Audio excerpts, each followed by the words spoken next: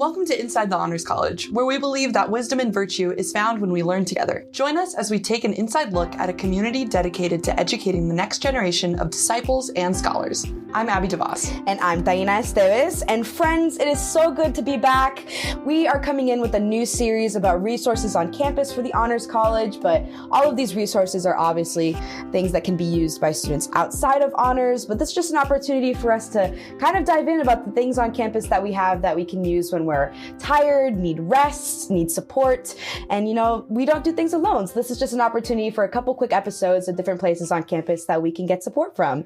Our first one is going to be the Counseling Center, and we had the honor of talking to Dr. Melendez in the Counseling Center, which was so great. She was saying amazing things. Abby, what were some of your favorite things that she said? Well, Dr. Melendez herself was an honors student in college, and so I think she had a very unique perspective from being an honors student, and honestly, I felt very called out by her multiple times, but in the most loving, caring way of she's like, hey, I know you may strive for perfection. Here are some ways to not destroy your mental health while doing that. And she just gave some fantastic advice and was just a very comforting and warm presence in general. Absolutely. I also loved her part about when talking about rest, and that sleep and emphasis on sleep. Not to give too much away to the people who are going to be listening, but I thought she was, like you said, very peaceful and just kind of a good reminder to be restful.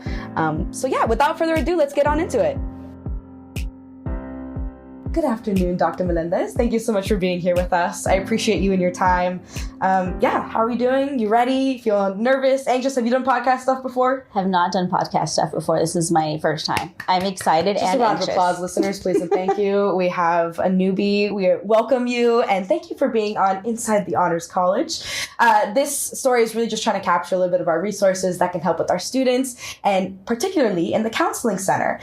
So first off, would you like just a general introduction, your name, kind of your role here in APU? Yes. So my name is Dr. Alissa Melendez. I'm a licensed psychologist who works in the University Counseling Center. Beautiful. Now, some of our fun questions, just so students can start getting a little bit of the vibe in the office and kind of just you. First off, does your office provide snacks? Our office provides snacks once a week for our staff. That was a ready answer too. Yep. My favorite snacks, are definitely pies and fruits. Yeah, we do it for our staff meetings. Yeah, we were sitting in the little waiting room before, and I saw some cakes out there as well. So that was good. You guys are stocked. Yeah. If you could describe your office, whether that be, you can be your personal office or just the general counseling center as a whole, in 3 words, what 3 words would those be? Welcoming, warm, and one more W. Community. Those are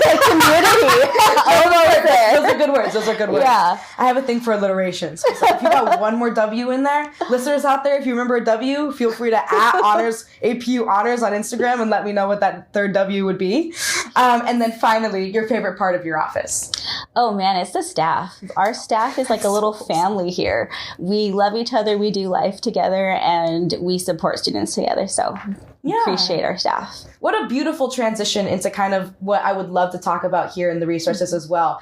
So you mentioned the staff is able to support each other. And what are the general resources or services that a student could expect when they walk into the Counseling Center? Of course, we actually have a lot of great supports and resources for mental health and emotional health.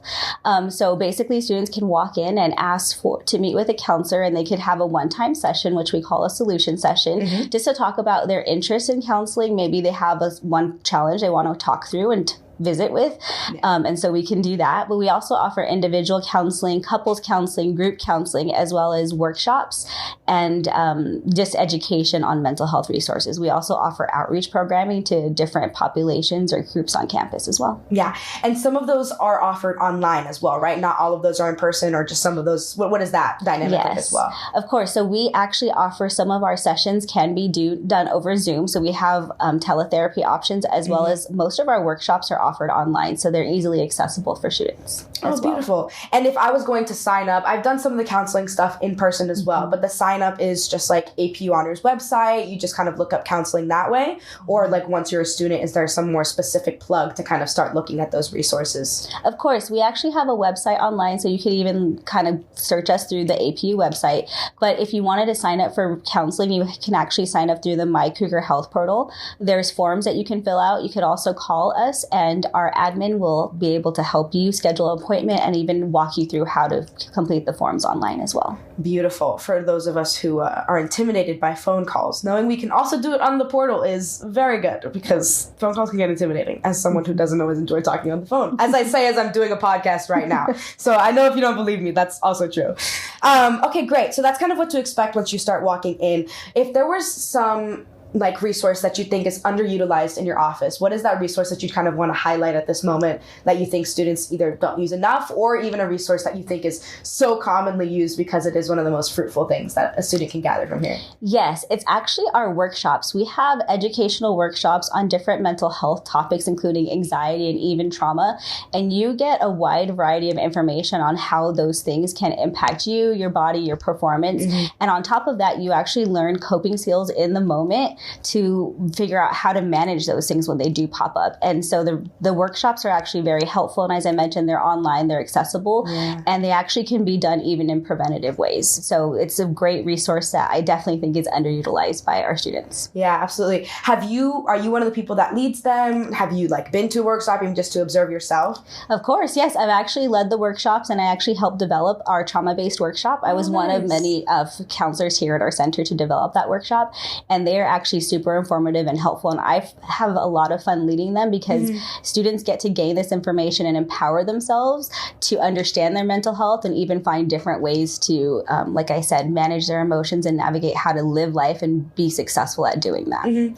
And for any students out there, and I can even speak for myself, who comes from a family who was very like open about, like anytime our family gets together, we're literally like, it's family therapy, it's like fine. We've been very open. For anyone who might be a little bit more intimidated about coming into an office like this, even like breaching the phone call, going to a workshop, what's something that you would want to address to like a student who's feeling a little bit more like, I don't know if I should take that final step, like, oh, I shouldn't be like doing this, like I don't need this, kind of that general vibe there? Yeah, well, I would say the first and foremost important thing to know is actually that all of our services are confidential. So everything that will be shared with your counselor is actually kept confidential, unless if there's certain things that we do feel like we need to share if someone's safety is at risk, or if things that are important to share. But most of the time, those conversations are confidential and information is not shared outside of the therapy room. Yeah, absolutely, which is great to know. And most of the resources, or if not all the resources that you've mentioned, are included in like tuition, right? Like it's not any additional cost with anything that you might have mentioned thus far. Exactly. Yeah. Exactly. It's all free services for students. Yeah. And just because this is one that I found out myself after you've done, because I just finished going through, I think whatever the one is that it's the 4 or like the multiple meetings, not just the solution one, mentioned like the community center like across the street by Yogurtland. What is the connection over that way? Yeah, so we actually offer at our center brief counseling services. And what that looks like is students typically come into our center and meet with a counselor anywhere between 1 and 4 sessions. Yeah. And typically after 4 sessions, if you feel like you want more services or you want specialized services, you might continue working with our counselor, but we also might refer outside to other options that are free. And one of our many options that we refer to is actually the community counseling center across the street. Yeah. They offer free sessions to our students as well. They usually offer about free 6 sessions to APU students. So it's another good resource that we have for our students. It's an extra backup too, just in case if we ever get a little busy or students just want maybe more consistent support or support that are even after our hours. They're open even, I think, in the evenings and on the weekends as well. That's awesome. That's great to know. And so how long have you been here at APU? Just so we can have that in there as well. Yeah, I started in 2019. That is going on 4 years now. COVID kind of took 2 years out of my life. Yeah. That's great. Exactly. That's crazy to think about. Yeah. Right. Yeah. Oh, awesome. Okay. So kind of having been at APU for a hot chunk of time thus far, and honors college has been your first second. What's been your experience with like working with maybe honors students in the counseling center? Has that been something that's more specific or kind of just general, like, like students come in, you kind of do what you can and then give those resources as they come? Yeah. So we actually see a lot of different students come come into our center, including athletes, honor students, musicians, everything. And working with honor students, I was actually an honor student myself back in the day. Working with honor students. Back in the day, yes. But working with honor students, I just noticed that there's a lot of just desire and drive to do well, to perform well, to get high grades, to represent the family, and to just be even perfect at times. And so I find that there's a lot of anxiety and drive and motivation that usually gets impacted. And that's what we talk about. And it's usually wrapped up in our identity too, right? We want to do well for ourselves and others. And part of that is our academic identity. So typically we have conversations about that, how to balance time, how to also find different avenues to validate yourself and find different avenues in your identity. Also to balance your well-being, because as you're an honor student, you're juggling a lot typically. So you got to learn how to balance your plate as well as give back to yourself, replenish yourself. And so that's usually what we talk about in those sessions. Like, hey, how are you balancing your time? How are you doing? Who's caring for you? And how can you also do all these other things that you're juggling well, which could be life, family, school, work, everything. So what did you find for yourself back in the day when you were an honors student? You mentioned as well that you were a first gen student too. What did you find for yourself in the juggling that kind of helped you center, or even just like help make that step to reach out for external help as well? It was all about just knowing that it's okay to ask for help. It's knowing that my limitations and when to ask for help. And sometimes in that it became like, how am I balancing my time? It was always checking in with like, how am I doing? How am I balancing my time? And there were times where I was overwhelmed and where I was feeling anxious, or I didn't know if I could do it well. So when I felt like my meter was getting low, or I was kind of getting to those points of like, oh, these are warning signs, then it was like, I need to go and talk with somebody and ask for help. And so typically back then it was mentors a lot for me. I finally found my counseling center on my campus, and I started to talk to somebody like once in a while. And it was super helpful just to say, hey, like, this is what life is, and this is where I'm at. And I do need support. I do need places just to talk about this and figure out how can I continue to strive for who I want to be and do it a little better. Yeah, absolutely. So kind of bringing us to a general close here, if there's kind of one piece of advice, I know advice is very general and most podcasts ends up with advice, and you've given such great words of wisdom so far as well. But if there was anything that you would want to tell yourself back when you were an undergrad, balancing all of the things ever, what's one thing that you would want to tell yourself to kind of help, like I said, center, kind of bring you the, what is the word, consolation that you would be looking for, like help ease? Well, the first thing that came to mind was don't sacrifice your sleep. Ooh, say it again. If I could go back, like, sleep is so important to your mental health, and it's so important to your performance, and it's so important to balancing life. And so I would tell myself not to sacrifice my sleep, because that is what I need to keep going. And then after that, I would also remind myself that there's so many other aspects of who I am. Yes, being a student is an important one, especially at this point in life, but in 5 years, in 10 years, no one's going to remember that grade. No one's going to remember the student life. So there's more aspects of me, and to also start to fill up those aspects of who I am, whether it's my social life, my emotional life, my faith journey.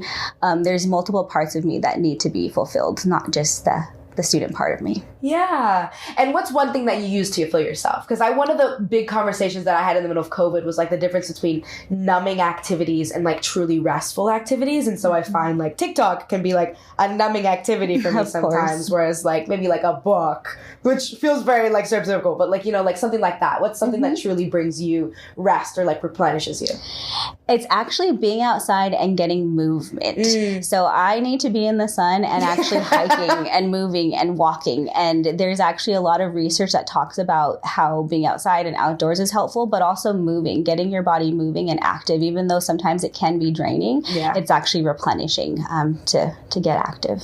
Absolutely. Well, thank you so much for your time. I feel like you were speaking to me, even if no one else got anything from that. I say with 5 hours of sleep last night. So thank you so much for your time. I appreciate you. And if anyone ever needs help, guys, make sure to come to the counseling center. We got some great people here. Thank you again. Thank you for having me. Of course. what a wonderful experience. Her presence actually sitting there with her in her office, which was so comfy, by the way, guys. I know we mentioned it actually in the interview as well, but if you ever need a space to just kind of chill out, her office was so cozy. It was so warm. And even just getting to hear about her experience as like a first gen student, kind of hearing from that, coming from a Latino family as well. I think it was just really great to see someone who emphasizes that, like, yeah, you may want to be perfect, but you can also be doing the things that you need to do to take care of yourselves. Yeah, just what a peaceful presence she was. Yeah, for sure. I just love how she talked about the idea of prioritizing rest and talking about, specifically when she talked about sleep and how most college students don't prioritize sleep. That in general just goes to rest, whatever that looks like. And the whole notion, especially as honor students, of working from your rest rather than resting from your work. You get rest, you are filled, and you work from that storehouse of rest rather than burnout and resting because you can't do any more work. And just keeping that in mind. And the Counseling Center, again, is a fantastic resource to keep learning that skill and start conversations around doing that. So thanks for taking an inside look at a community dedicated to educating the next generation of disciples and scholars. See you next time on Inside the Honors College.